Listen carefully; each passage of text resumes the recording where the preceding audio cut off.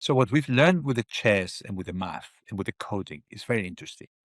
That chess is the hardest thing, and you can spend all your life and still be pretty bad at it. And it turns out that's the first thing the computers know how to do. So and this is what if you're now in the job market and you're thinking of your future, you gotta think, okay, which are the tasks in which the messiness will protect me from the reinforcement learning taking it over. So it seems like every other day we get a new headline. How many jobs is AI going to wipe out? Just this morning, I was reading that Apollo has produced a new white paper saying that it's not going to be full-scale job losses. Instead, AI is simply slowing wage growth, especially among lower-paying occupations. And this was a Wall Street Journal headline from the other day. Big companies are starting to hire again, defying predictions of an AI wipeout. But what if all jobs aren't created equal? What if AI will decimate some jobs, yes, but augment others? How do we think that through? That is, in essence, the argument that Luis Garicano, who is a professor at London School of Economics, and his co-authors, Jin Lee and Yanhui Wu, made in their book, Messy Jobs, the work that AI cannot reach. The book's governing insight is all knowledge work varies along one dimension, messiness. To decide if a job is messy or not, one first has to look at the bundle of tasks it comprises, if those tasks can be automated, and how interconnected they are with tasks that cannot be automated. Luis is a PhD from the University of Chicago, taught many years at Booth, and so he has a very Coasian way of thinking about this. Who is Coase? Remember, I'm an ignorant journalist. You're a journalist, but not ignorant. But anyway, Ronald Coase was a British economist. He won the Nobel Prize in Economics in 1991. For more than 2 centuries, we believe that prosperity comes from dividing work into smaller and smaller pieces. But then Ronald Coase came about and asked, if that's the case, why firms exist at all? Firms are islands of central planning in an ocean of market economy. And if markets are so efficient, why doesn't every individual task get contracted separately to the person who can perform it more cheaply? And why don't we have the organization done 100% by markets with no firms? His answer, that is both very insightful and very frustrating, is transaction cost. The cost of searching, negotiating, monitoring, coordinating, all this stuff is expensive. And sometimes it's more efficient to bundle a set of activities inside a firm, even inside one person job. Sometimes it's not. So a perfectly autonomous AI could, in theory, reduce the transaction cost of using the market. It could locate contractors, negotiate terms, monitor works, and coordinate countless separate transactions. That might make firms less necessary. But messy works involves tacit knowledge, judgment, authority, trust, and unpredictable coordination, the very thing that make analyzing contracting difficult. In Coasian terms, messy jobs are where transactions costs remain stubbornly high. So in Garicano's view, AI forces us to ask a different version of the question asked by Ronald Coase almost 100 years ago.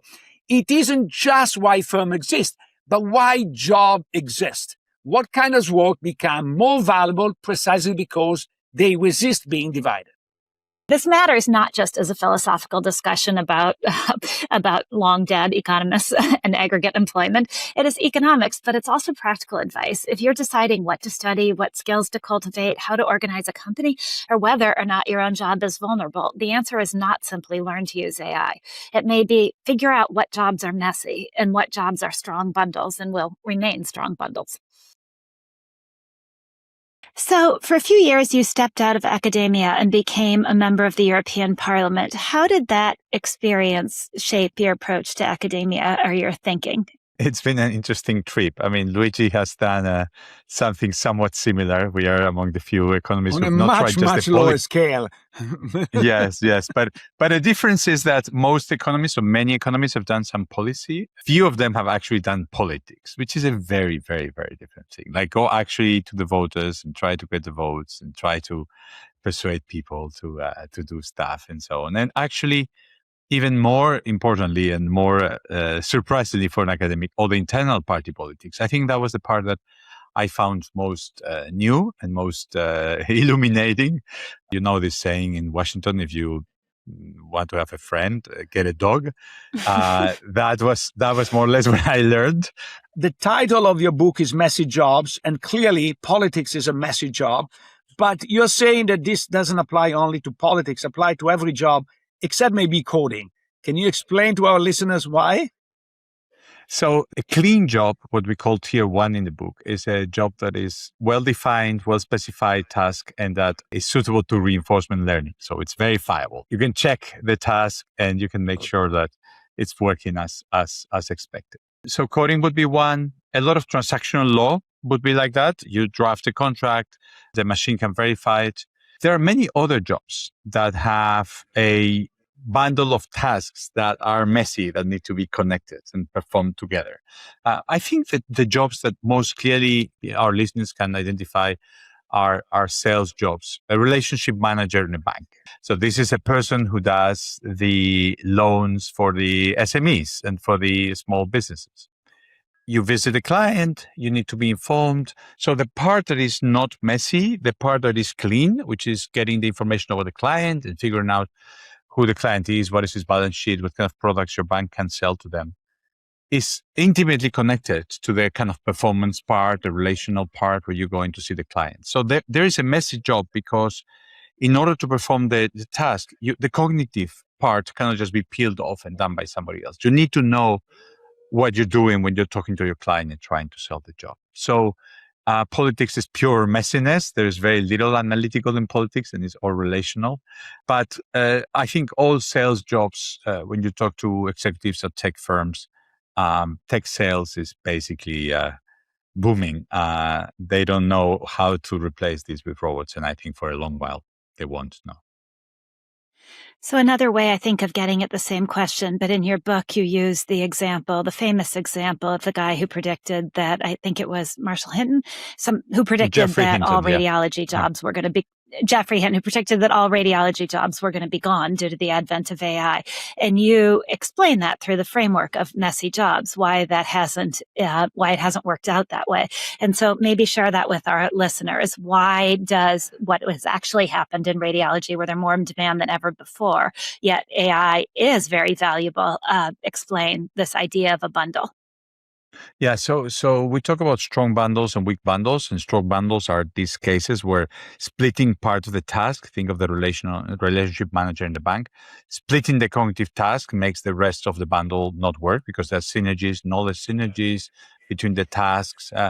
I think for our listeners who might be economists, think of the theory of the firm. That's the theory of the bundle of tasks. It's kind of the analogous. And so what we argued when we start talking about bundles is, look, a radiologist does a lot of things, does the diagnosis, signs the diagnosis, which is a critical part of the job. Somebody has to actually sign that and be responsible and liable. They train all the patients. They decide on the treatment. They work together with the patient and with the other doctors to decide on treatments. There is a lot of tasks that are involved that are not just like looking at the screen and decide that yes, no, being a classifier. It's much more than being that classifier. And that is a strong bundle because you cannot just split this out and have the task be done by a machine only. But I love this analogy of the bundle. I think it's a very useful way to understand the jobs as they are. But part of the book is about the fact that if we want to take advantage fully of the AI innovation, we need to restructure, rethink, and you have some very interesting chapters on that. And so to what extent this rethinking is basically a complete rebundling. And so today's bundles are not going to resist very long because new organizations will come along that have completely different bundles, taking advantage of the strength of AI. And so what we need to do is actually spend our time thinking about how the task would be rebundled, not what the bundles are today. The first thing I want to emphasize is that I don't think the messiness is a provisional thing. I think the reality will remain messy. I think there's a lot of discussion over the 20th century of these rationalist movements that try to plan all our lives, from fascism to communism and all that. And we know that knowledge is tacit and is lodged in the minds of people, and it's local, and that organizations are trying to get that knowledge. So largely, I think that the reality will remain messy. And the part that I agree with you, Luigi, is that the actual composition of the job will change. They will be rebundled and they will be unbundled. And the way these bundles will form is to be seen. That we have a robots below configuration, where what happens is the person who has the advanced knowledge has robots below, AIs, that they can use to leverage their knowledge. And then the way the tasks bundles is by giving them the say in many other areas where they wouldn't have had a say. Let me just be concrete to not lose people. So, for example, if you think of an entrepreneur, that would have somebody doing marketing, somebody doing finance, etc. With the robots below configuration, you have an AI an agentic AI that can do all those things. And you as the entrepreneur are having to have the judgment on marketing, on finance, on many of these other things, apart from your deep knowledge of whatever it is that makes you a successful entrepreneur, maybe computer programming, maybe chemistry. So that's one way that jobs might rebundle. The other one, which is the expertise on the box of the robots above configuration, is kind of this idea of the new middle class, which is the idea that you continue doing the human and relation components, and you get more of the cognition that is now cheaper in a normal middle class job. So a nurse, or for example, becomes a practitioner nurse, makes a diagnosis because the AI is able to help them do this diagnosis. We still have to think of how the supply and the demand changes, and we can discuss that if you want in this middle class example. But no, I don't think the messiness will disappear. I don't think organizations suddenly become these perfect agents, which the agent goes around looking for the solution, and with the two agents paired together, everything gets solved. We start the book, as you guys know, you're talking about the family. The family is getting ready in the morning, and suddenly all your cognitive tasks are solved. You know what you have to do, you know where you have to drive, but suddenly your kid says, I don't want to go for a swim, right? And you can have the best AI in the world, and there's a management task there. You have to figure out how to persuade your kid to go swimming or change your whole plans for the day. And you can have the best AI in the world. If your kid doesn't want to go swimming, you are in a mess, and the situation is pretty messy. One great thing about great work is that it can be used in ways very different than the person who invented it designed it for. Your book fits in this category because I know that you wrote this book to help people cope with AI. But I think that this book can be taken and inverted and be used as the perfect manual for a Luddite, because you explain in excruciating details how you can send gears in the mechanism that will replace your job. You need to maintain human relationship and maintain messiness. Put some licenses here and there along the way so that you create scarcity for your job. I think that this is going to be used as the perfect manual for the Luddite. That is interesting. It is true that the supply elasticity is crucial. So in the case of the nurse that I was talking about, if nurses can do more work, but a lot of people can get into nursing, then the nurses won't capture that advantage. So if the nurses can do more work and they want to be the ones who are able to do the work, they have to fight, indeed, as you were arguing, for the regulation to make sure they are the only ones who can do the work. I think that over the next years, economic growth, the changes in societies are going to be much more determined by these organizational and political economy discussions than by technological discussions. A society, like think of New York. New York decides we don't want self-driving cars. Well, whatever productivity gains comes from self-driving cars will not go to New York. Nuclear energy. Germany says we want to close all our nuclear plants. Well, the technology exists. Germany won't enjoy those gains. So I imagine that in some societies, some professional service categories will have a lot of say and will say, we need to sign everything, nothing can change, all these steps have to be human. And so you'll not have the productivity gains, and you will have more of the technology being kind of slowed down in the ways that you were suggesting. Given two things that happen in our societies, one is the fiscal situation we're in, and two is the aging, which means that the growth rates are going to be constrained. AI comes at the right time. So I wouldn't want people to take it in that way. I can see how, yes, the way we analyze the supply and the demand and the factors determining it can give people ideas in that direction. That's not what we want. Do you have a sense of what it is we do want, where in that middle ground we should live? We've talked to one person who argued slow it down, basically, put regulations in place that keep the human in the middle. And we talked to someone else who said, no, technological progress needs to go as quickly as it can, because every time you try to slow it down, that's where stagnation comes about. And so if you could decide how much of jobs we are going to keep messy, and if some part of that is a decision to be made via regulation or via the political economy, what would your answer be?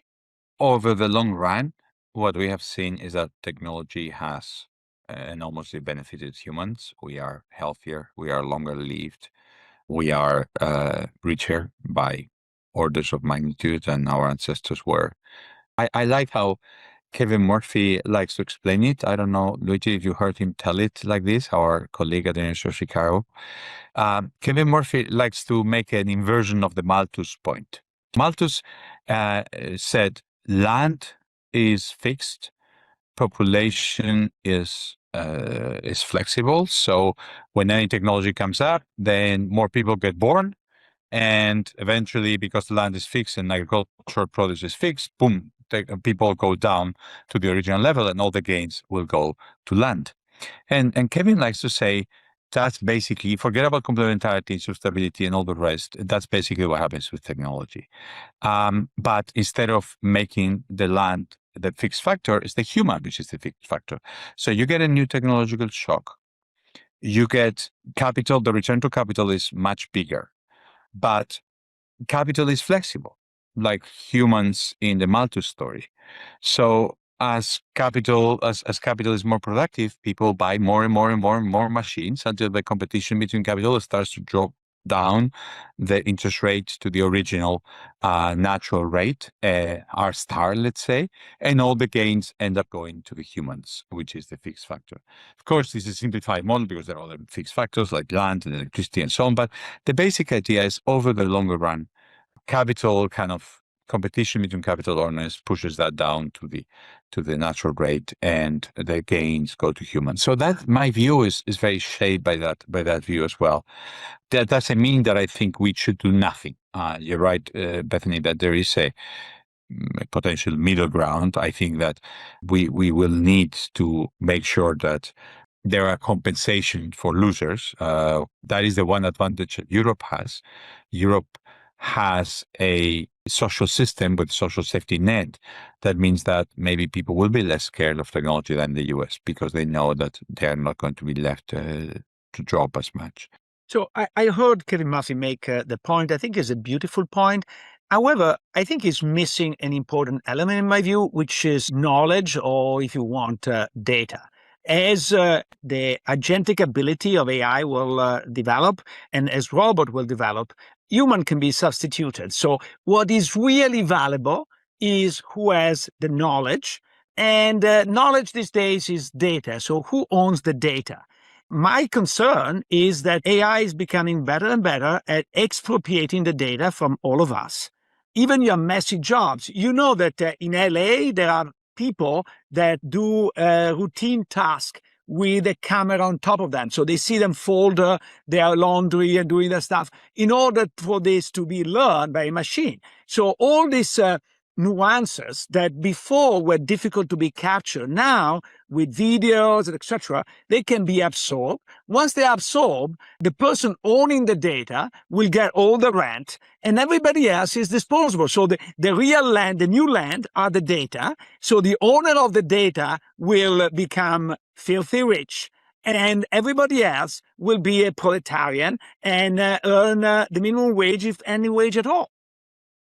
So I agree with your inversion of Murphy's inversion partly, which is, he says the fixed factor is the human. You're saying, no, it's not fixed factor because the robots are kind of imitating humans. So then we can have a flexible supply of humans, and then the fixed factor is the data, and then the rents go to data. So it's, in a way, it's making the Kevin argument against the Kevin Murphy argument against him. So I think there is truth to that. Let me say that I believe that the model layer is likely to be competitive. I think that recent events suggest that this is likely to be the case, with open models kind of setting up a floor that we can always attain relatively cheaply, allowing companies to keep ownership of their own data, allowing individuals to keep ownership of their own data by kind of using the open models. I don't think the model layer is going to capture a lot of the value. Maybe I'm wrong. Maybe if we get, your world will be one world where we get some really strongly monopolistic positions in LLMs, and there is just one guy who basically rules the world. I don't think that's what's going to happen. What happens is you get that data very expensively, you process that data to get the frontier model. Everybody else use the answer of your frontier model to shape the way their model works, which is what's called distillation, something which the frontier models really hate. But as you're saying, the frontier models are stealing our data to start with. So I don't know why they hate other people stealing their data. I'm so sorry. But so my sense is that if this is the market structure, then the model layer is competitive. We have many people who are able to produce almost frontier models. For most applications, that's going to be enough, and that's going to allow the rents not to be captured by these data types and to be captured kind of at the, I think, the messy jobs thesis would be, it will be captured at the implementation stage. The part that will be valuable will be being the one who is able to use the AI to produce and to pair with labor to produce goods, etc., rather than being the one just overlord sitting in San Francisco and using this monopolistic power of the data. But the jury is still out. It could be that the frontier is all that counts. Many people in Silicon Valley are making this bet that it's all about the frontier, and these guys will be in the frontier. I just don't think the evidence so far suggests that. I do believe that there will be some competition at the model level, but let me make an example with a law firm. You have studied law firms, you have written about law firms, so you're an expert about law firms. So my father-in-law works at a small law firm, and he specializes in car dealers. Okay, he has a lot of knowledge, messy knowledge, personal relationship. It's very difficult for him to monetize them by selling this knowledge to the next guy. So he needs to hire a young associate, train this young associate, and he needs to give a lot of rent to this young associate because they are not going to work hard and do the job unless they are sub-rents. Okay? Now, think about a world in which he can transfer all this knowledge to a specialized LLM model. Okay? Yeah. And then he's able to basically hire, or whoever owns this model, maybe he passes away, and you own this model, and you can hire poorly trained legal clerk to do most of the job.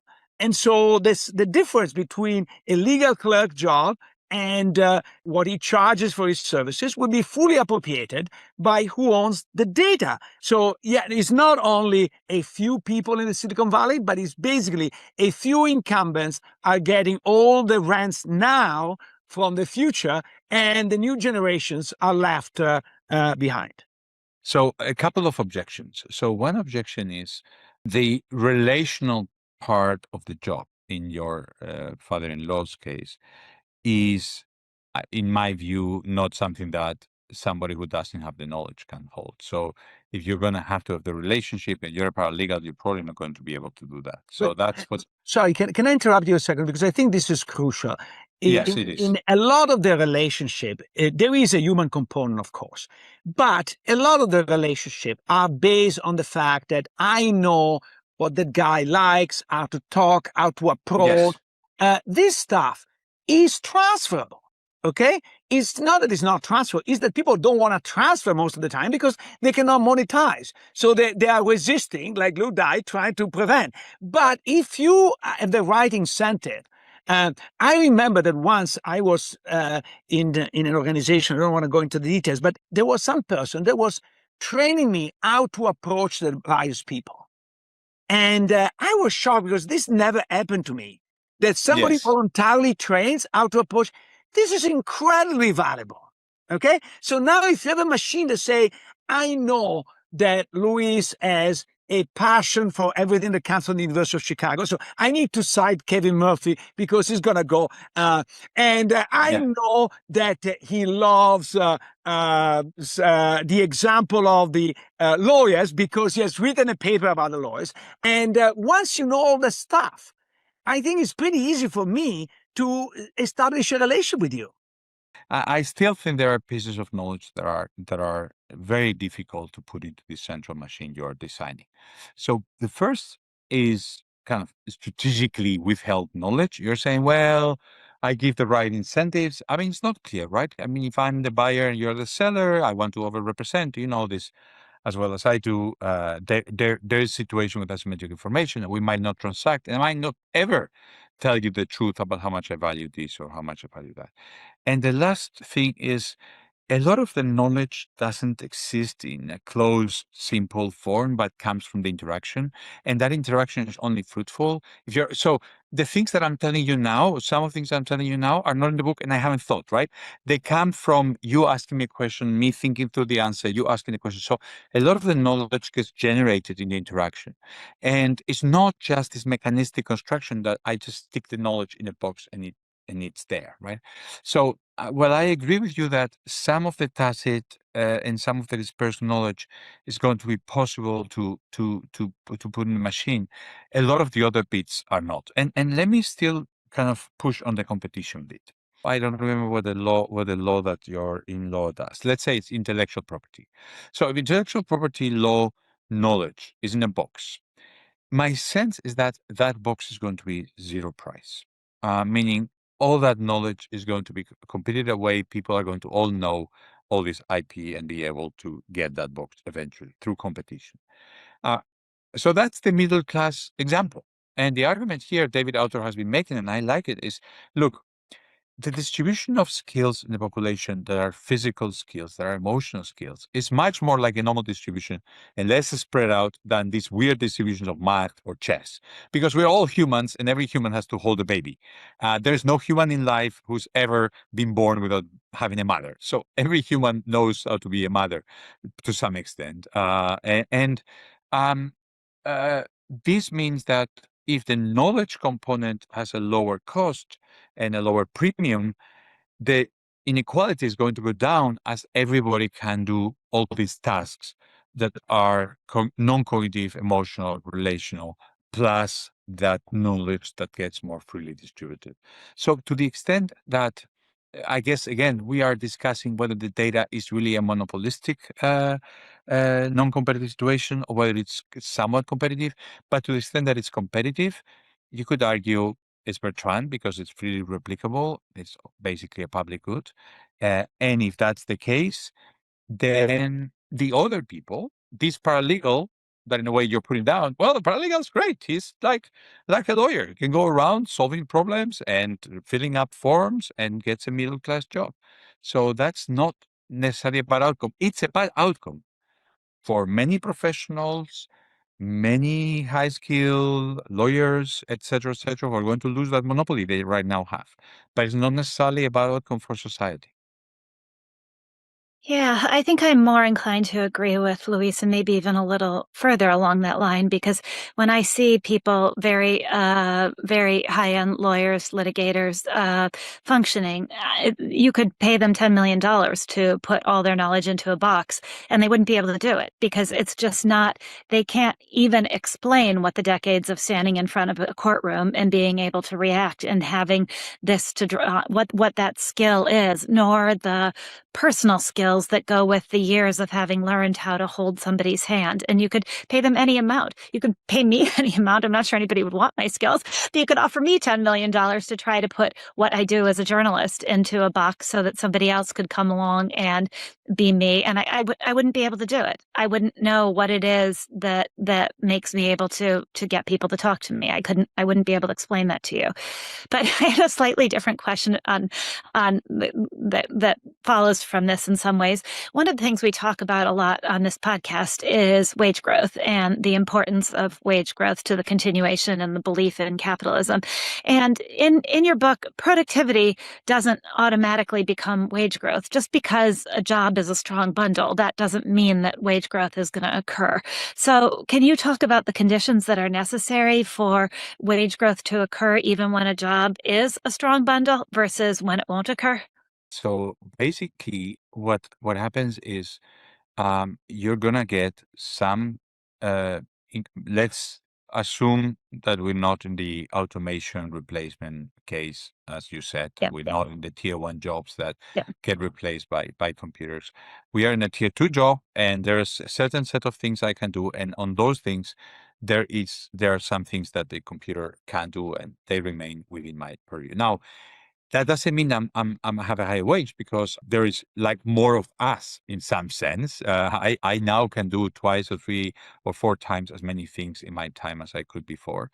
The question is the demand for my services saturated, or is there a very elastic demand? So the first case, I love an example that comes from Nordhaus's work, which is the Illumination Paradox. So Nordhaus says in 1996 NBR piece, he says, the cost of illumination, of a lumen of light, decreased by a factor of 40,000 between the 19th century and the 20th century. Basically, it was a really significant cost for a poor person in 1830, 1840. They would go to bed when the sun set because they couldn't see anything. And maybe they had some form of really a little bit of wax or something they could use to illuminate themselves. And it would cost hours of work to get that.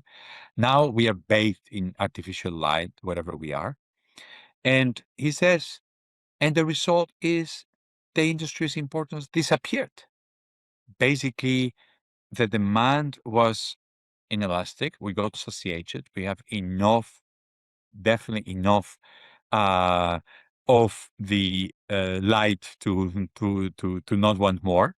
And the result is, as a share of GDP, illumination is very, very, very, very small. So the wages of the people, or the value of the illumination industry goes down. That doesn't mean that the wages of the population as a whole go down. That's a separate question.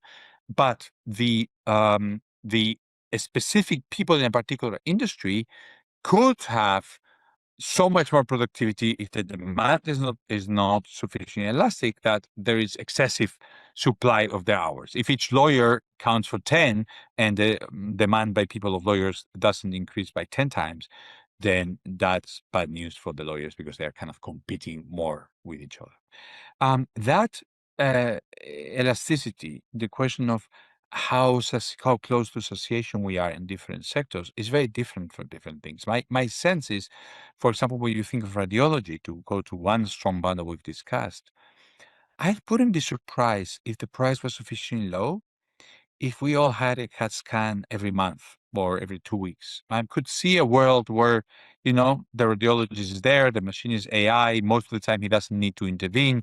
You walk in the booth, you press the button, you get it. The guy kind of takes a quick look, you go out. So that would be a situation with very, very elastic demand where the cost goes down and people can demand much more. When you talk about law, for certain things like criminal law, probably, there's not going to be I mean, if each lawyer gets 10 times more productive, there's not going to be 10 times more people to defend.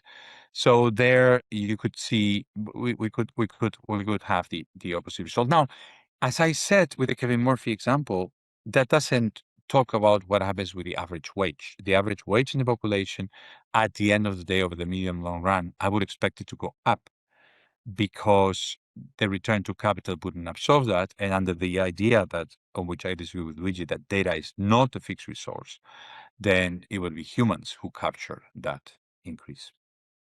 One of the things you write about in the book is the signaling process by which people are hired and valued internally. And so, talk a little bit about how AI can change that signaling process, and I guess why I might be wrong in having an incredibly negative interpretation of this, which is that if AI makes human networks even more important, doesn't that make it even harder for people who don't have those networks in the first place to break in and stay in? And there's this recent study done that found that women who submitted resumes created with AI assistants were evaluated as less competent and less trustworthy than men who submit identical AI-assisted resumes. So with AI further mixing the signals and requiring in-person networks for success more than ever, it seems like AI might further and perpetuate divides instead of fixing them. Yes, we argue. You got exactly the gist of argument, right? And I won't belabor it too much, but basically, if everybody can do a good cover letter, if everybody can do a good report, or write a good paper or a good looking paper, all of those signals get devalued.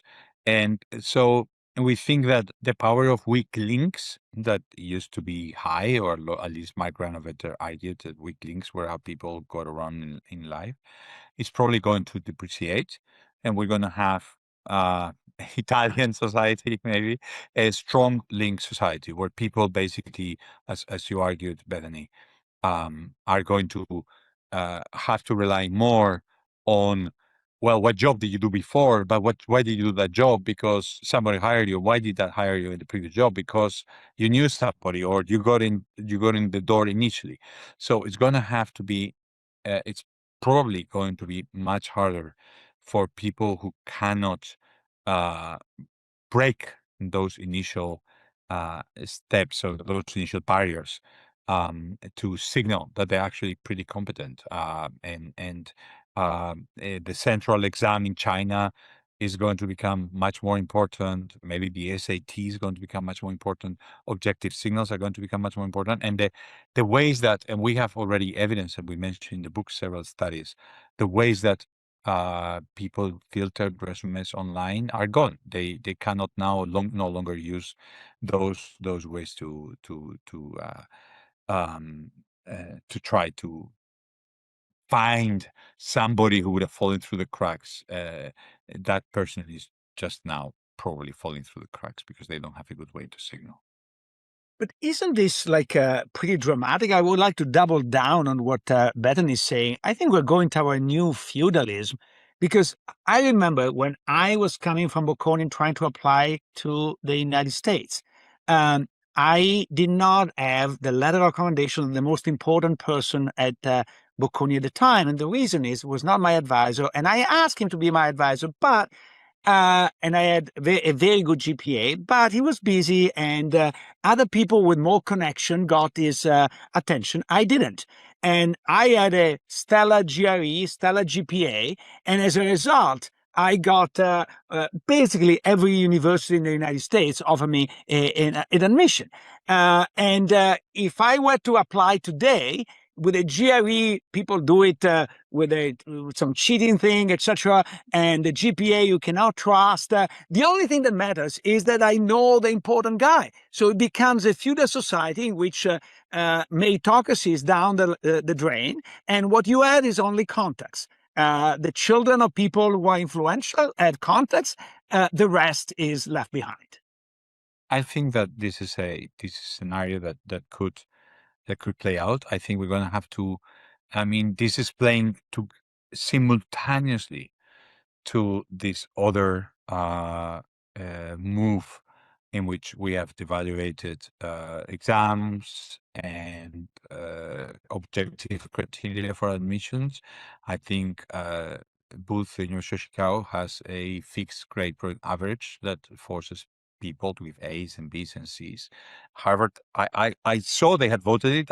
I don't know if they're actually going to put it in place next year, but they voted a fixed average so that there's clear information in the grades.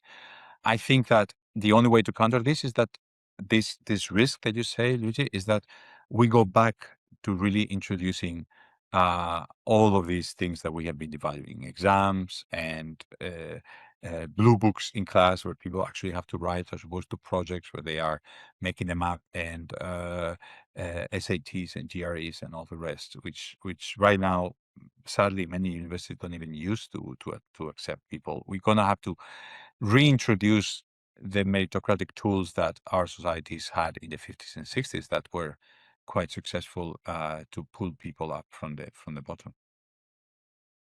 I hope that can happen. I have a last question because I unfortunately have to run, and I'll let you guys continue if you want to. But I had a really practical question. How does your book make you think about what advice you'd give somebody who was looking for a job now, or somebody in her 50s who wanted to keep a job?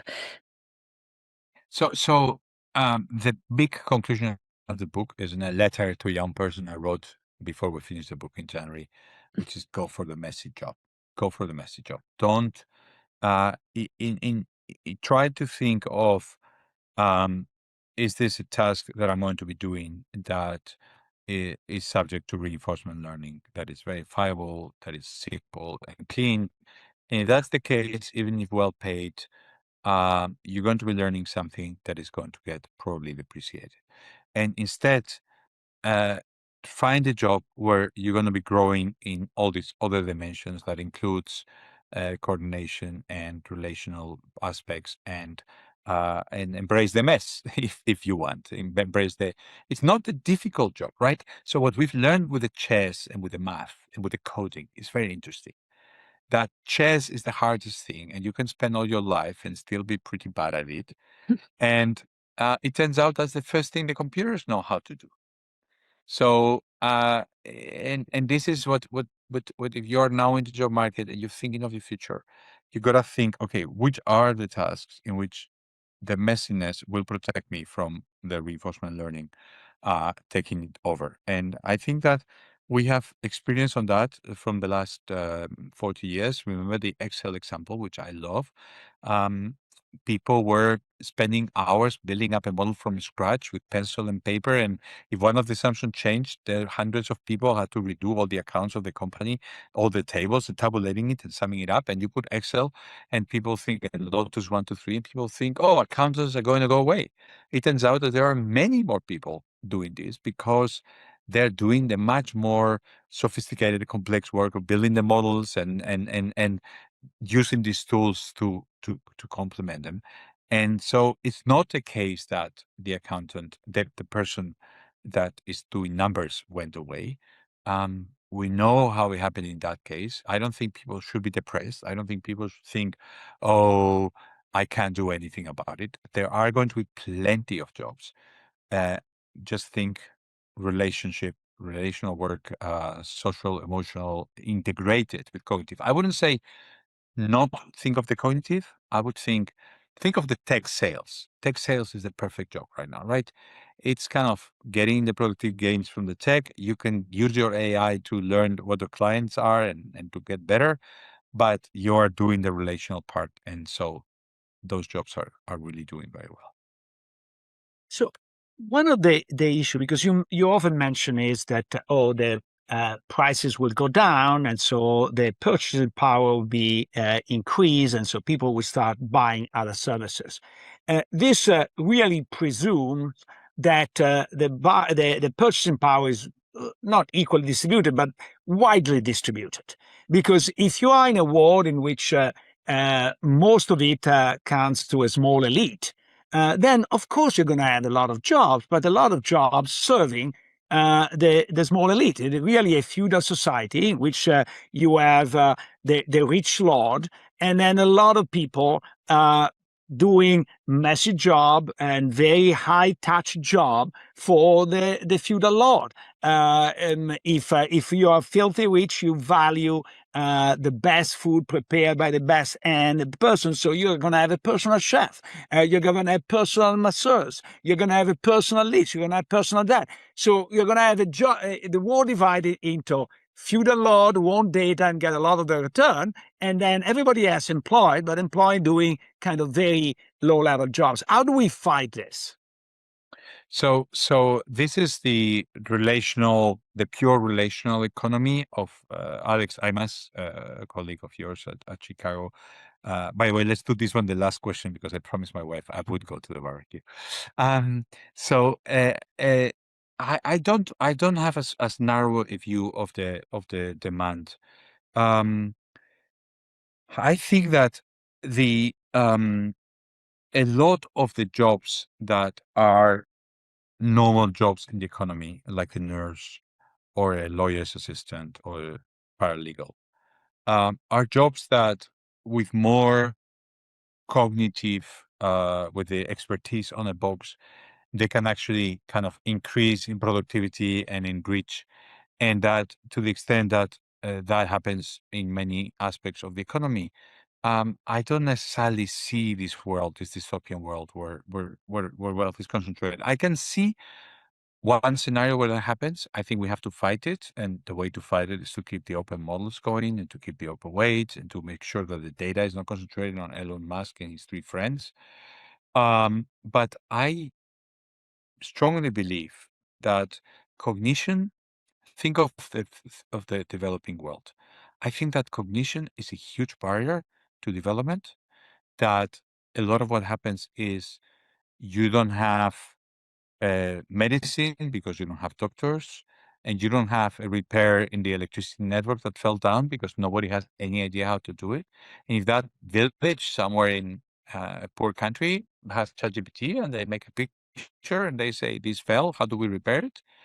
A lot of those problems can be alleviated. So I think that cognition is scarce, it's expensive, and it's a source of rents for people like you and me, and for big lawyers, and for big consultants, and for big investment bankers.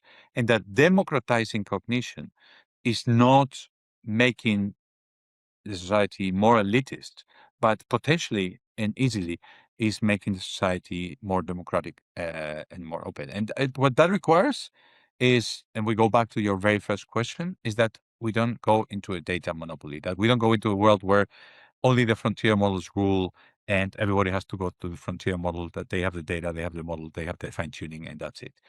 But that there is an open weight ecosystem, an open world where everybody has access to this cognition. I was surprised. Did you think overall? I was surprised by how optimistic he was, and I liked it. He's a humanist and a believer in humans, and I liked his broader, more philosophical argument of all of the good things that come out of messiness, because I do think it is this fundamental tension in humans, not just with jobs, but with everything, where we're always trying to make things neater and put things into more of a box and optimize and optimize. And I really liked his broader viewpoint on that. Did you agree? So the comparison with Coase is perfect in two ways. Number one, because it's true that he does with job what Coase does with firms. Coase Insight was great, but from a practical point of view was very, very difficult to implement because these transaction costs are very difficult to measure. And so you can make a story for everything. So there is an entire field of economics called transaction cost economics that goes around, look at firms, and then, I'm a little bit unfair, but rationalize ex post what you see as optimal. If you spend enough time, you kind of make up what are the important costs and not the important costs, and you can rationalize everything. And the same is a bit with these messy jobs, because unless you have a theory of messiness, which, that's a very high bar, but unless you have a theory of messiness, then you don't really know what is messy and not messy. And the other thing is you don't really have this notion, for example, of how elastic demand is, because the big change is going to be how the economy will be reorganized and how jobs will be organized. And so unless you know how they will be organized, and if you do, I'm sorry to say, you should be doing the work of reorganizing because you're going to make bazillions. If you just pontificate, might get it right, might get it wrong, but it's very difficult to know what is the elasticity of demand, for example. If you have a reorganization, it's going to be very different. And the same is very difficult to know whether you can separate a task or not. If you keep doing it the way things have been done in the past, of course, those tasks are not separable. But the world is changing. There are different ways to organize. And honestly, the only thing I know is the past, because as you said, the future is very hard to predict. The secret about the second industrial revolution was the introduction of replaceable parts. You standardize all the pieces to the point that you could produce a piece in one factory or another, and you put them together and they work perfectly. Okay? This was an incredible, difficult job to do. It was started actually by a French general. So in 1800, you were fighting. There were a lot of pieces of rifles left over, but they were produced in different ways. So you couldn't reconstruct with two half rifles. You could not reconstruct one rifle. And you say it will be incredibly useful for us that all the rifles are produced in the same way so that we can reassemble parts. And so the idea actually of what is called the American manufacturing system was invented by the French. The French were never able to implement it. Why? Because you need to eradicate the artisans, right? Because the secret of an artisan is that my product is different from yours. So to standardize the problem is exactly the opposite of what artisan can do. And in the United States, we're able to do it in part because they imported a lot of unskilled labor. And so they put them together and they organized replacement part manufacturing, which is what led to Henry Ford and the mass production. Okay? And had you seen the production before? You said, oh, this is a very messy production. Will never take place because how do you do this? You need to fit every part. Imagine two mechanical parts. You need to arrive to the precision that they are exactly identical to the last millimeter, whatever it is, that thing. And it's very difficult. Eventually they succeeded and the artisan was wiped out. So if history is any indication, it's going to happen the same. At the beginning, there are all this messiness. You cannot do it. You cannot do it until the moment you do it. And when you do it, bam, the world is different. So I love, Hemingway say, how do you go bankrupt? Is slowly and then all of a sudden. Okay. And I think the innovation is the same. You hear that it might be happening. And by the time you start not believing, boom, it changes the world. Yeah, it's interesting. I think my takeaway from what you just said is that the question you and I asked each other in our conversation before our talk with him was exactly the right one, which is how much of messiness is innate to a job and how much can be stripped away. All of this discussion that we had with him hinges on that answer, because if the messiness can be stripped out and it can be automated as it was in the Industrial Revolution, then nothing is safe. Actually, I learned a lot in the conversation and I refine a bit my thinking. The way to look at it is this. Of course, messiness is endogenous. Why? Because the moment you attribute task in a particular way, the soft information generated by the task becomes the livelihood of the person exercising and is going to fight tooth and nail to protect it. Okay. Now, this is, I have to give a lot of credit to a co-author I'm working on, Tano Santos, who educated me on all these things. But when the philosopher of the Enlightenment started to create the encyclopedia, one of the things they wanted to create was precisely tables on how to produce what the artisans were producing. And they couldn't do it. Why they couldn't do it? Because the artisans did not want to share that information. It's as simple as that. Okay? Now, how did we get around this? By having the artisan confess under duress. Maybe in the Soviet Union they were able to do that, or in other countries. But Actually, no, by bypassing them completely. So what I describe you as the American manufacturing system does not ask the artisan how you do it.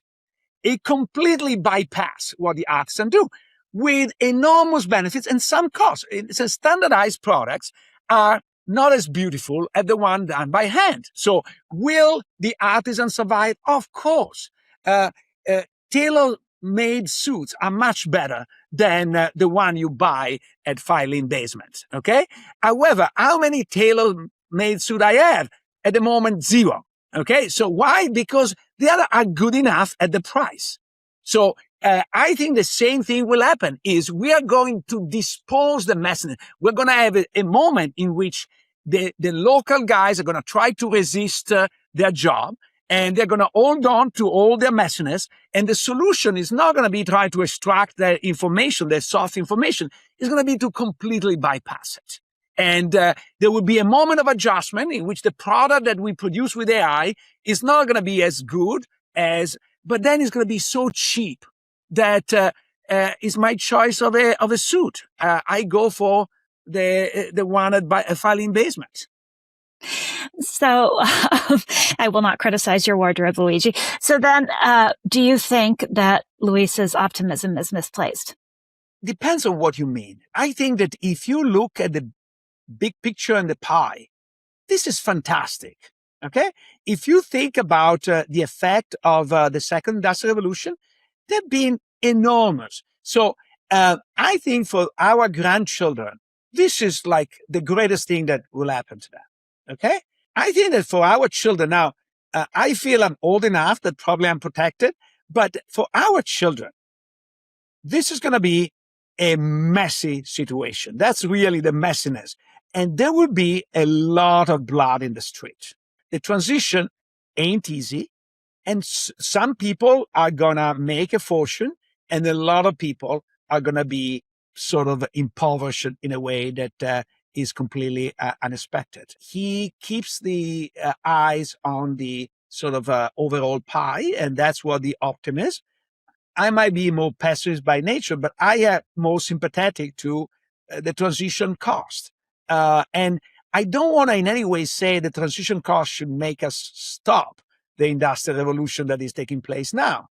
However, do we need to proceed at maximum speed? And my favorite comparison is think about the first industrial revolution, England and France. Is not France is much poorer than England these days. They might have adopted the first industrial revolution a little bit more slowly. They are right to the same point. And this is relying more on my readings of literature than of history, but all the terrible novels of Dickens and child labor, etc., that we saw in England, we didn't see in the same proportion in France. So if you arrive a little bit later, but with less sort of body bags along the way, I vote for that. And then I guess it becomes a question, the same question we've been asking, which is there the political will to do that, and how that will be implemented, if there is. And that will be, speaking of messiness, that will be quite the fight. My concern is in the future. I'm taking like very extreme position. We're not going to get there immediately, but just for the sake of argument, imagine that all the knowledge is embedded into LLMs. The scarce factor is the knowledge embedded in LLM. Everything else is flexible because you can produce an infinite amount of drone, an infinite amount of robots, an infinite amount of whatever. What is scarce is the knowledge, and the knowledge is going to get all the rents. And so we're going to have people being poor, but data owner being very rich. I don't know if you saw, I'd actually included you on a tweet that I saw recently that augments your point of view, because it argued that increasingly the platforms, OpenAI and Anthropic, are taking over all of their customers' business. So they're developing drugs better than drug makers can. They're stepping into Microsoft's business and offering corporate customers Microsoft's products. And so that would seem to be evidence of all of the knowledge potentially getting embedded into a few very large and very powerful companies. Believe it or not only I saw the tweet, but I even like it. Oh my goodness. But Luigi, your social media skills, you have to then say something and respond to it. I put a little heart. Okay.